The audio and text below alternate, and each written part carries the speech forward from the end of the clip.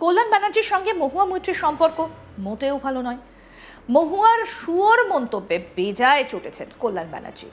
এর আগে তিনি সাফ বলেছিলেন তিনি মহুয়া মৈত্রকে পছন্দ করেন না। এবার মহুয়ার ওপর চটে টিএমসিতে পদ খোয়ালেন কল্যাণ ব্যানার্জি।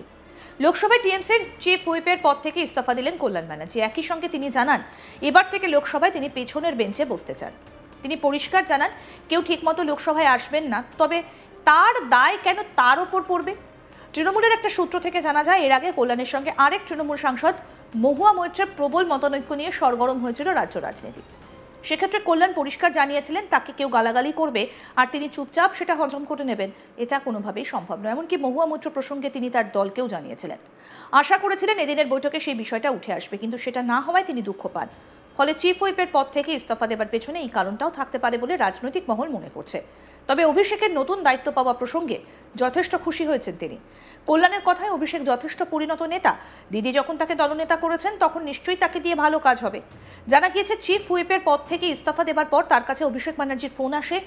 ফোনে অভিষেক তাকে আরও ৩-৪ দিন চিফ হুইপ হিসেবে কাজ করার অনুরোধ করেছেন বলে জানা গিয়েছে। টুইট করে কল্যাণ ব্যানার্জি বলেন, সম্প্রতি একটা পাবলিক পডকাস্টে মিসেস মহুয়া মৈত্রের করা ব্যক্তিগত মন্তব্য আমি লক্ষ্য করেছি। তার শব্দ নির্বাচন, যার মধ্যে একজন সহকর্মী সাংসদকে শুয়োরের সঙ্গে তুলনা করার মতো অমানবিক ভাষা ব্যবহার করেছেন, সেটা কেবল দুর্ভাগ্যজনকই নয়, বরং নাগরিকের মৌলিক নিয়মের প্রতি গভীর অবজ্ঞার প্রতিফলন।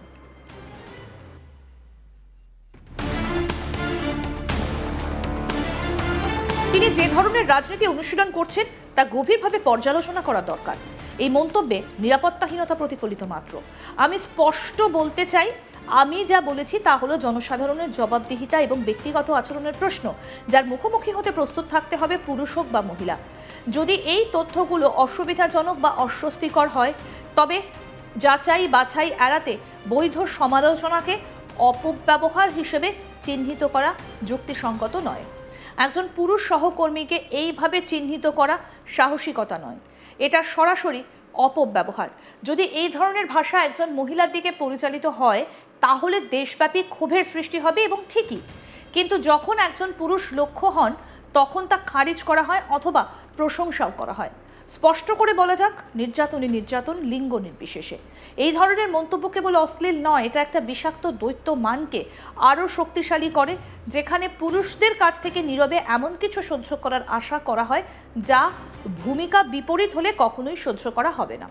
যদি মিসেস মৈত্র মনে করেন যে অপমানজনক মন্তব্য তার নিজের ব্যর্থতাকে ঢেকে দেবে অথবা তার রেকর্ড সম্পর্কে গুরুতর প্রশ্নগুলো থেকে মনোযোগ সরিয়ে দেবে, তাহলে তিনি নিজেকে প্রতারিত করছেন। যারা উত্তরের পরিবর্তে নির্যাতনের উপর নির্ভর করে তারা গণতন্ত্রের চ্যাম্পিয়ন নন, তারা এর লজ্জা এবং এই দেশের মানুষ এই ঘটনাটা বুঝতে পারে। রাজনৈতিক দল হিসেবে তৃণমূল কংগ্রেস গঠন হবার পর একেবারে প্রথম দিন থেকে দলের সঙ্গে রয়েছেন কল্যাণ ব্যানার্জি। নিজেও জানিয়েছেন তিনি মমতা ব্যানার্জিকে দেখেই রাজনীতি করেন। মমতা যদি বলেন তবে তিনি রাজনীতিও ছেড়ে দিতে পারেন। দলের হয়ে বহু গুরুত্বপূর্ণ মামলা লড়েছেন কল্যাণ, যার মধ্যে অন্যতম হল সিঙ্গুরে অনিচ্ছুক কৃষকদের জমি ফিরিয়ে দেওয়ার মতো গুরুত্বপূর্ণ একটা রাজনৈতিক মামলা। সূত্র অনুযায়ী জানা গিয়েছে তৃণমূল কংগ্রেস রাজ্যে ক্ষমতায় আসার পর তার কাছে মন্ত্রী হবার প্রস্তাব এলেও তিনি দলের হয়ে বিভিন্ন গুরুত্বপূর্ণ হামলা লড়ার তাগিদে মন্ত্রী হতে চাননি, সাংসদ হিসেবেই থেকে গিয়েছেন। প্রসঙ্গত, তৃণমূলের অভ্যন্তরে সাংসদ কল্যাণ ব্যানার্জি এবং মহুয়া মৈত্রের মধ্যে সম্পর্ক ঠিক কেমন তা কার্যত সকলেরই জানা। অতীতে বিষয়টা নিয়ে বিভিন্ন সময় রাজনৈতিক মহলে তোলপাড় পড়ে গিয়েছে, এবার ফের সেই ইস্যুতে নতুন করে চর্চা শুরু হয়। এক সাক্ষাৎকারে সঞ্চালিকার প্রশ্নের উত্তরে মহুয়া কার্যত বলেন, শুয়োরের সঙ্গে কুস্তিতে নামবো না, আর সেই মন্তব্য ঘিরেই শুরু হয়েছে চর্চা। সঞ্চালিকা মহুয়াকে প্রশ্ন করেন, এই প্রথমবার নয় যে কল্যাণ ব্যানার্জি আপনাকে নিয়ে মন্তব্য করছেন। তিনি বারবার করেছেন 2024 লোকসভা নির্বাচনের সময় ও বিপক্ষে থাকা বামপন্থী মহিলা প্রার্থীর বিরুদ্ধে প্রচার চালিয়েছিলেন তিনি, যেখানে ক্রমাগত ওই প্রার্থীর চরিত্র নিয়ে প্রশ্ন তোলা হয়েছিল। আপনারা একই রাজনৈতিক দলে আছেন, বিষয়টা কেমন লাগে? এর উত্তরে মহুয়া বলেন, আপনি শুয়োরের সঙ্গে কুস্তি করতে পারবেন না, কারণ শুয়োর এটা পছন্দ করে, কিন্তু আপনি নোংরা হয়ে যাবেন। এই বিষয়টার প্রতি আমার দৃষ্টিভঙ্গিও সেটাই। তবে আমি বলতে পারি ভীষণ নারী বিদ্বেষী এবং হতাশাগ্রস্ত মানুষ ভারতে আছে, আর সংসদে তাদের প্রতিনিধিত্বও আছে। সব দলেই এমনটা আছে। মহুয়া মৈত্র কি বলেছিলেন শোনাবো সেটা। Kalyan Banerjee, and it's not the first time he's gone after you. He has gone after you repeatedly. He himself ran a campaign, 2024 elections. I was there. I remember interviewing you, and then I went to his constituency. He ran a deeply problematic campaign against the girl who was standing from the left, which constantly character assassinated that girl. And you guys are all in the same political outfit. How does it really work? You don't wrestle with the pig because the pig likes it and you get dirty.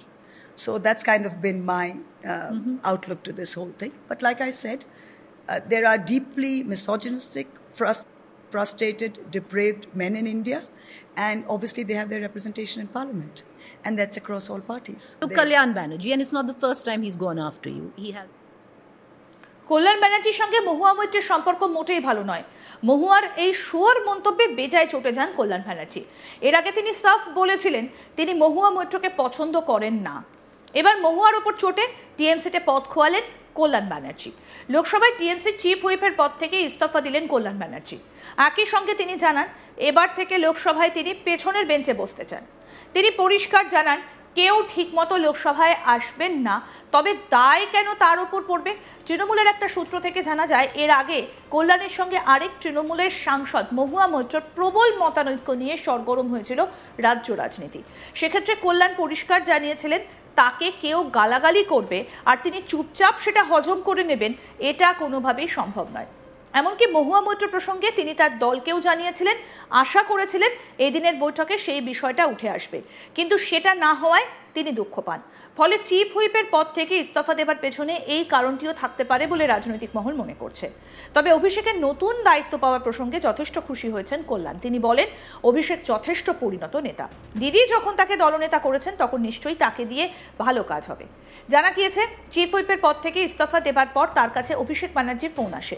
ফোনে অভিষেক তাকে আরও 3-4 দিন chief whip হিসেবে কাজ করার অনুরোধ করেছেন বলে জানা যায়।